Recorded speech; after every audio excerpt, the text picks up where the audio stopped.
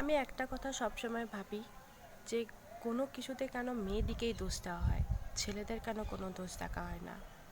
তা বলে আমি সব ছেলেদের কথা বলছিও না, কিছু কিছু ছেলে, কিছু কিছু ছেলে কিছু দোষ করলেও তাকে কিন্তু আশেপাশের লোকরা তাদের দোষটা দেখতে পায় না। কেন পায় না তাদের দোষটা? কিন্তু একটা মেয়ে যদি কিছু অল্প দোষ করে তখন কিন্তু তাকে ঠিক দোষারোপ করা হয় যে এটা তুই কেন করলি, কী জন্য করলি। তাকে দোষে তাকে এমনভাবে তাকে বলা হয় যে তার যে বেঁচে থাকার যে ইচ্ছেটা, সেই ইচ্ছেটাই তার মরে যায়। কিন্তু কেন এমনটা হয় আমাদের এই সমাজে? আমরা এখন এতটা অ্যাডভান্স, আমরা এখন এতটাই উন্নত হয়ে গেছি, কিন্তু এখনও কিন্তু আমার মনে হয় না আমরা এতটা উন্নত হয়েছি। যখন এই আশেপাশে চারিপাশে যখন দেখি না, তখন মনে হয় যে না, আমরা এখনও পর্যন্ত এতটা উন্নত হতে পারিনি। একটা ছেলে যা ইচ্ছা করে নিচ্ছে, যা কিছু করছে আর করছে, কিন্তু তার পরিবারের লোক, কিন্তু তার আশেপাশের লোক, তারা কিন্তু সেটা দেখতে পাচ্ছে না, তাকে কিছুই বলছে না। হয়তো জানতে পারছে কিছু একটা তো বকাবকি করছে, হ্যাঁ ঠিক আছে, এই ব্যাস চুপ করে যাচ্ছে। কিন্তু একটা মেয়ে, তার দোষটা বেশি করে দেখা হচ্ছে। এমনকি এতটাই আমরা এখনও এই উন্নত ডিজিটাল দুনিয়াতে এখনও পর্যন্ত আমরা এতটাই পিছিয়ে আছি, এখনও মনে হয় যে আমরা এখনও অনেকটাই পিছিয়ে আছি। এখনও পর্যন্ত আমাদের কিন্তু মেয়েদেরই দোষ দেখা হয়। কোনো কিছু কাজ করা হোক, যা হোক, একটা মেয়ে যদি করতে যায় কোনো কিছু কাজ ভালোবেসে, যদি তার চেষ্টা আছে, তার ইচ্ছা আছে, সে পারবে কাজটা করতে, তার মনের মধ্যে একটা কনফিডেন্স আছে যে হ্যাঁ আমি কাজটা করতে পারবো, কিন্তু তার কনফিডেন্সটা ভেঙে দেওয়া হয় যে না তুই পারবি না, আশেপাশের লোকজনরা। আর সেটা বেশিরভাগ নিজের আপনজনরাই হয় যে না তুই পারবি না, তোর দ্বারা হবে না, তুই করিস না, তুই করতে পারবি না, এইভাবে তাদের বলে তার কনফিডেন্সটাই ভেঙে দেয়। কিন্তু একটা ছেলে যখন কোনো কাজ করে, তাকে কি সে কনফিডেন্সটা ভেঙে দেওয়া হয়?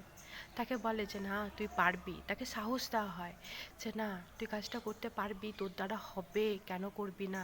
তার ইচ্ছে নেই কিন্তু কাজটা করার, কিন্তু সে পারবে। কিন্তু একটা মেয়ে পারবে না। এখনও পর্যন্ত আমরা এত উন্নত হয়েও আমরা এখন মনে হয় অনেকটাই পিছিয়ে আছি।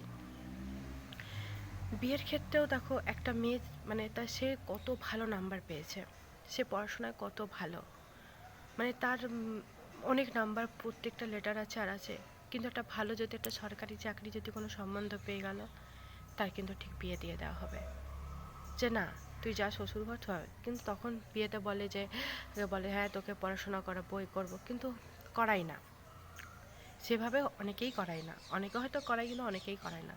তার জীবনটা সেখানেই শেষ হয়ে যায়, যে এত লেটার পেলো, এত মার্কস পেলো, পড়াশোনাটা তার সেখানেই বন্ধ হয়ে যায়।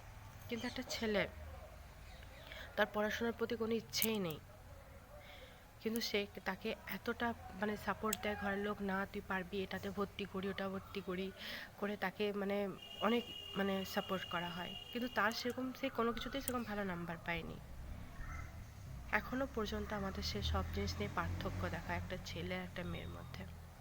এখনও পর্যন্ত মেয়েদেরই দোষ বেশি হয় আর ছেলেদের দোষ কম। আমি মেয়ে বলে নয়, তোমরা নিজেরাই দেখবে, একটা মেয়ে যদি একটা কিছু ভুল হয়, আশেপাশে সবাই, নিজের বাড়ির লোক সবাই বলে তুই কেন এটা করলি, তুই কিসের জন্য করলি, তোর এটা করা ঠিক হয়নি। বা কোনো কাজে যদি বলে যে মা আমি পারবো, আমি করব, কিন্তু তার মন ভেঙে দেবেই যে না তুই পারবি না করতে। কিন্তু একটা ছেলের মন ভাঙবে না। ও যদি বলে যে আমি পারবো না, ওর মধ্যে কোনো কনফিডেন্স নেই যে আমি করতে পারবো না, কিন্তু তাকে সবাই মোটিভেট করবে যে না তুই পারবি। তাহলে এখনও পর্যন্ত আমরা অনেকটাই পিছিয়ে আছি। যতই আমাদের দুনিয়াটা ডিজিটাল হোক না, কিন্তু আমরা এখনও পর্যন্ত পিছিয়ে আছি। জানি না কথাগুলো তোমাদের কেমন লাগলো, বা আমি কতটা ঠিক বললাম। আমি একটা জিনিস দেখে, বা একটা বোনের একটা দেখে আমি এটা বললাম যে তার এত ইচ্ছে, তার এত পড়াশোনার ইচ্ছে বা কিছু, কিন্তু কি বলবো, সেই গল্পটা আমি পরেই তোমাদের সঙ্গে আলোচনা করব। আজকে আমি যেটা বললাম সেটা কতটা ঠিক বললাম সেটা তোমরা কমেন্টসে লিখবে। ঠিক আছে, বাই, টাটা।